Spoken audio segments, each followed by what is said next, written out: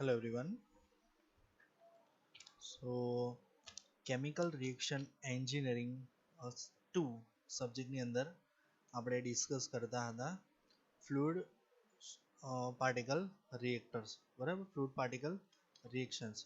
હવે એની અંદર આપણે જોયું હતું કે જે ત્રણ રેટ કંટ્રોલિંગ સ્ટેપ માટે જવાબદાર ત્રણ લેયર છે, બરાબર.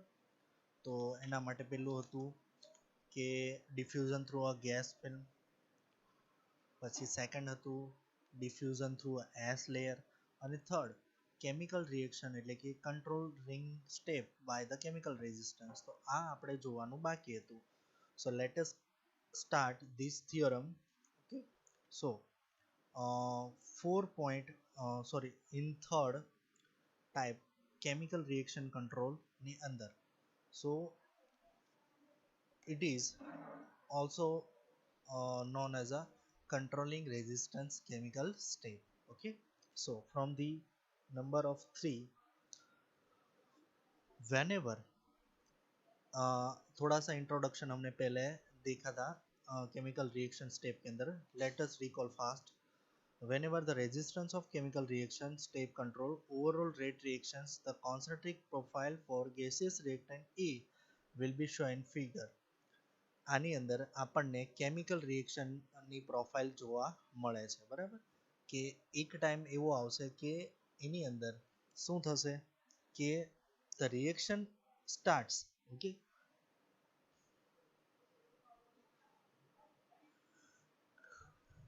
ક્યાં થશે reaction only the remaining particle of solid. Okay, A S લેયરમાં પણ નહીં થાય, ગેસ ફિલ્મમાં પણ નહીં થાય, પણ ક્યાં થશે જ્યાં અનરિએક્ટેડ કોર છે, કે જ્યાં રિએક્શન થવાની હજી શરૂઆત થાય છે, બરાબર. જેમ કે આપણો જે સોલિડ પાર્ટિકલ્સનો એરિયા છે એટલે કે unreacted core, it is a chemical reactions where it should be start. Okay,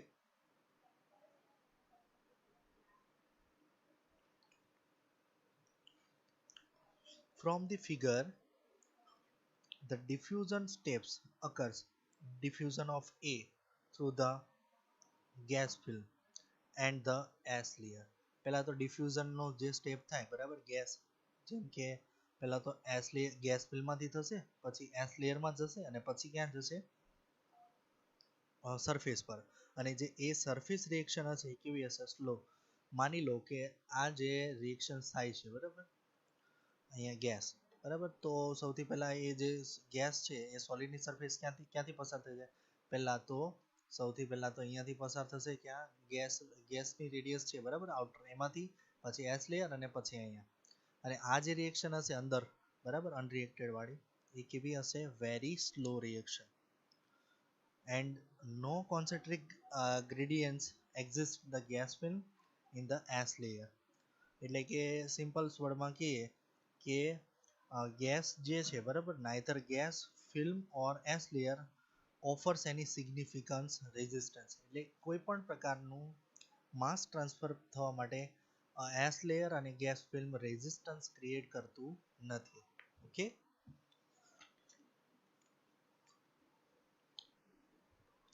now the concentration of A at reaction surface at radial positions RC. Radial positions RC only. એટલે કે હવે ફિગરમાં જોઈએ પ્રમાણે તો કોન્સન્ટ્રેશન પ્રોફાઇલ વર્સિસ રેડિયલ પોઝિશનનો graph છે, બરાબર. તો reaction only occurs at where, on the surface. તો એની પર concentration of A at gaseous phase, concentration of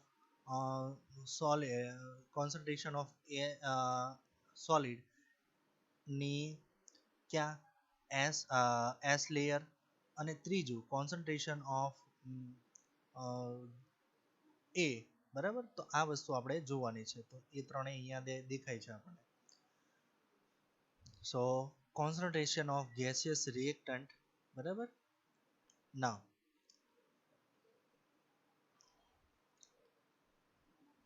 એટલે જે એસ લેયર છે ને ગેસ ફિલ્મ છે એ કોઈ પણ પ્રકારનું માસ ટ્રાન્સફર થતી વખતે રેઝિસ્ટન્સ ક્રિએટ કરતું નથી. So the concentration of A reactions at A at a radial positions RC will be same at the bulk of the gas. જેથી કરીને જે એની કોન્સન્ટ્રેશન છે એની એ રિએક્શન સરફેસ પર રેડિયલ પોઝિશન પર સરખી રહેશે બંનેની, બરાબર. નાવ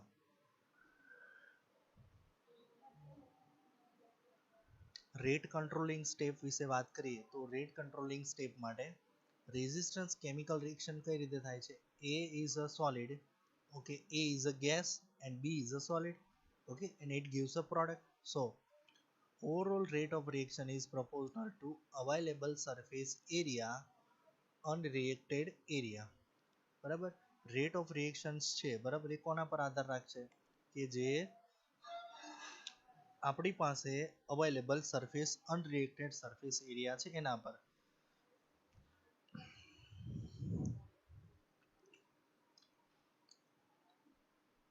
Now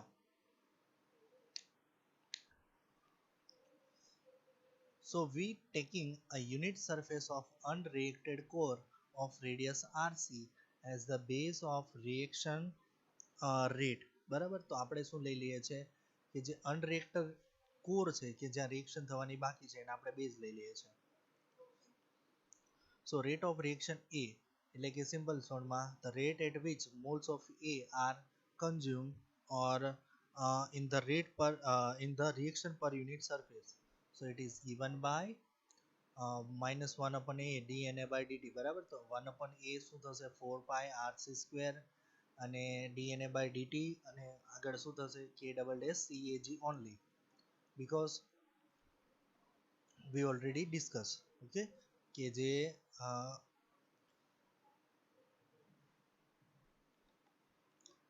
now from the stoichiometry of reactions represented by 4.1, 4.2 and 4.3. હવે 4.1, 2 અને 3 we discuss સ્ટાર્ટિંગમાં. તો સ્ટાર્ટિંગમાં જ્યારે ડિસ્કસ કર્યું તો શું હતું કે ગેસ અને સોલિડ હોય તો એની જે પ્રોડક્ટ મળે, બરાબર, તો એ શું થશે એટલે કે જો એ ફ્લુઇડ હોય અને બી સોલિડ હોય, બરાબર, તો એની પ્રોડક્ટ છે એ ફ્લુઇડ પ્રોડક્ટ હોય અથવા સોલિડ પ્રોડક્ટ હોય અથવા તો ફ્લુઇડ અને સોલિડ પ્રોડક્ટ બંને હોઈ શકે, બરાબર, એટલે કે પ્રોડક્ટ.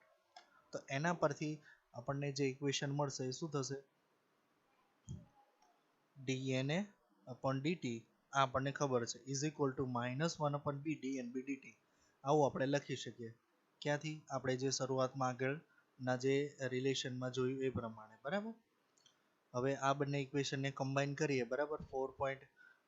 આ ઇક્વેશન અને આ ઇક્વેશનને કમ્બાઈન કરીએ તો એમાં dNA ની જગ્યા પર શું લખીશું આપણે dNB, બરાબર. તો શું થશે કમ્બાઇનિંગ ધીસ ઇક્વેશન તો એના પરથી 1 upon 4 pi RC square dNA ની જગ્યા પર NB, બરાબર. તો dNB by dt લખીએ, બરાબર, તો શું થશે અહીંયા આગળ મલ્ટીપ્લાઇડ ની અંદર 1 upon b એડ થઈ જશે તો 1 upon b એડ થાય, બરાબર, 1 upon b તો એ શું આવશે ઉપર આવશે એટલે કે 4 pi RC square અને ઉપર શું આવશે b, બરાબર, into dNA by dt is equal to b. b ક્યાં આવશે અહીંયા મલ્ટીપ્લાઇડ કરી દઈએ, બંને બાજુ મલ્ટીપ્લાઇડ થશે એટલે શું થશે b k double dash into CAG,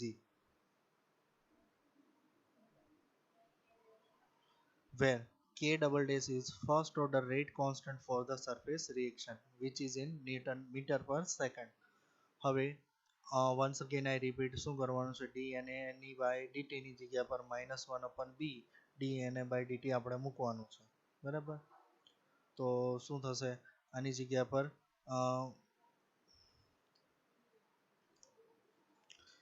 next also we have NB is equal to rho b into V, બરાબર. આ આપણને ખબર છે કેમ કારણ કે amount of B present in a particle ની અંદર આપણને સોલિડ પાર્ટિકલ જે છે એ પ્રેઝન્ટ છે, બરાબર, એટલા માટે.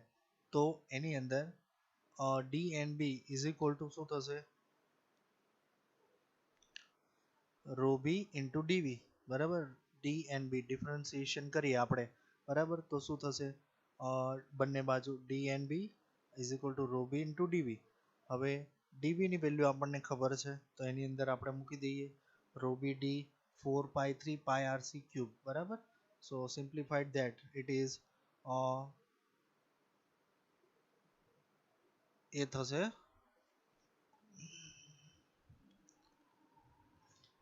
ડિફરન્સિએશન કરીએ છીએ બરાબર.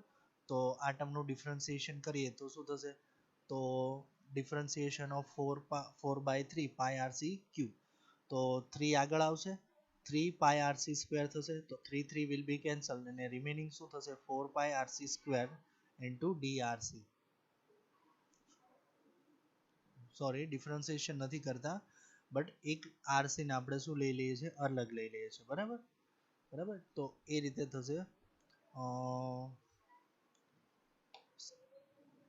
ડીએનબી બરાબર શું થશે ડિફરન્સિએશન બરાબર એટલે 4/3 બરાબર તો એનું થશે 3 પાઈ 4/3 કોન્સ્ટન્ટ પાઈ કોન્સ્ટન્ટ આરસી ક્યુબનું 3 સ્ક્વેર બરાબર 3 સ્ક્વેર બાય 3 સ્ક્વેર બરાબર ઇન્ટુ ડીઆરસી એટલે ડીએનબી બાય ડીટી શું થઈ જશે DNB upon DT it is એટલે કે બંને બાજુ ડીટી વડે ડિવાઈડ કરવાનું છે તો ડીટી વડે ડિવાઈડ કરશું તો શું થશે 4 પાઈ rho b rc square as it is and drc by dt.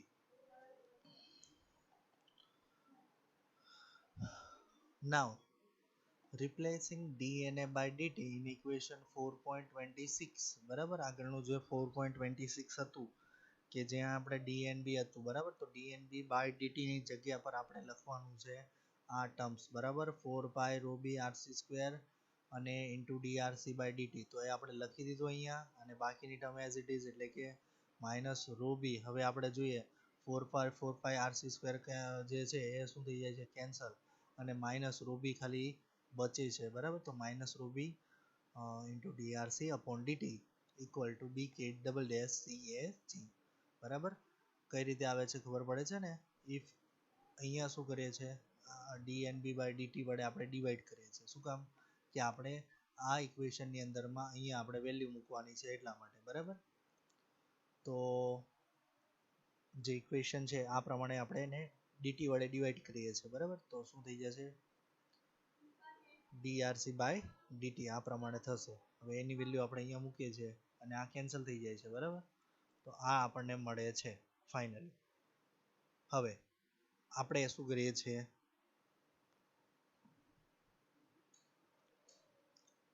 as per our schedule we do the integration. So integrating the above equation within the limit time equal to 0 થી t માટે બરાબર અને RC radius ક્યાં સુધી તો RC ની capital R થી લઈ અને ક્યાં સુધી સ્મોલ આરસી બરાબર ત્યાં સુધી તો આ ઇક્વેશનની અંદર ઇન્ટિગ્રેશન કરીએ રો બી કોન્સ્ટન્ટ કોમન લઈ લઈએ કેપિટલ આર થી લઈને સ્મોલ આરસી સુધી ઇન્ટિગ્રેશન ઇન્ટુ ડીઆરસી અને આમાં બીકે અને સીએજી બરાબર આ બધું જ કોન્સ્ટન્ટ છે અને ડીટીને અહીંયા મલ્ટીપ્લાઇડ કરવાનું છે અને એનું ટાઈમ સાથે ડેરિવેશન અહીંયા છે બરાબર. હવે ડીઆરસી નું શું થશે upper limit minus lower limit simple minus આનું પણ upper limit minus lower limit બરાબર અને આ ટર્મમાં આગળ નેગેટિવ સાઇન છે તો એને રિમૂવ કરવા માટે શું થશે અંદર મલ્ટીપ્લાઇડ કરો તો શું થશે આર પ્લસ ને આ નેગેટિવ સો આર માઇનસ આરસી બરાબર અને અહીંયા શું થશે ટી ડીટીની જગ્યા પર સિમ્પલી ટી આવી જશે બરાબર. હવે ટીને સૂત્રનો કરતા બનાવીએ તો ટી બરાબર શું થશે તો કે રૂબી આર માઇનસ રૂબીના છેદમાં શું થશે બી K double day C A જી અને એની સાથે આ મલ્ટીપ્લાઇડમાં હશે બરાબર એટલે કે અપર પાર્ટમાં. હવે ટી મળી ગયો પછી આપણે ટાઉ ફાઇન્ડ કરીએ છીએ એટલે કે ટાઈમ રિક્વાયરમેન્ટ ફાઇન્ડ કરીએ છીએ અને પછી ટી બાય ટાઉ ફાઇન્ડ કરીએ છીએ. So time required for the complete conversion it rc equal to 0 જ્યારે rc શું થઈ જાય 0 થઈ જાય ત્યારે બરાબર. હવે ઇક્વેશન એ થાય છે કે આપણું જે ઇન્ટિગ્રેશનની લિમિટ છે એ ક્યાં સુધીની છે rc થી r સુધીની કેમ કારણ કે અહીંયાથી અહીંયા સુધીનું શું થાય છે રિએક્શન સ્ટાર્ટ થાય છે એટલા. સો ટી ટાઉની વેલ્યુ શું થઈ જશે એટલે કે 0, આરસીની વેલ્યુ 0 થઈ જાય બરાબર. તો આપણને મળી જાય time requirement. So 0 radius of unreacted core it is obtained by the replacing T by tau. So આરસીની જગ્યા પર 0 મૂકી દો એટલે આ ટર્મ આ રીતે મળશે. હવે ટી મળી ગયો, ટાઉ મળી ગયો, તો આપણે શું ફાઇન્ડ કરીએ છીએ? રેશિયો ટી બાય ટાઉનો જે કન્વર્ઝન ફેક્ટર ફાઇન્ડ કરીએ છીએ. So dividing equation 4.29 T by tau કરવાનું છે. ટીને ટાઉ વડે ડિવાઈડ કરો તો રોબી કેન્સલ, પછી બી K double dash cancel, CAG cancel, અને વધશે શું ખાલી? તો કે આર માઇનસ આરસી, અને એના છેદમાં માત્ર ને માત્ર છેદમાં આર વધશે અને એની સાથે રહેશે આ પ્રકારે. તો ટી બાય ટાઉની value is equal to R વડે ડિવાઈડ કરો બંને સાઈડ તો 1 માઇનસ આરસી અપોન આર, અને એનો મતલબ થશે આપણી પાસે જે 1 માઇનસ એક્સ બી હોય તો એને લખીએ આરસી અપોન આરનો ક્યુબ. હવે ક્યુબ છે તો આ સાઈડ જશે તો શું થશે? રેસ ટુ 1 બાય ક્યુબ થઈ જશે ઇક્વલ ટુ આરસી. તો આરસીની જગ્યા પર આ વેલ્યુ મૂકી દો તો T by tau is equal to 1 minus RC upon R, તો આરસી અપોન આરની જગ્યા પર 1 માઇનસ એક્સ બી. ઓકે, અને આ ઇક્વેશન છે એ શું દર્શાવે છે? This equation gives the time t at which the core has a radius rc and fractional conversion of xb for the partial in terms of tau.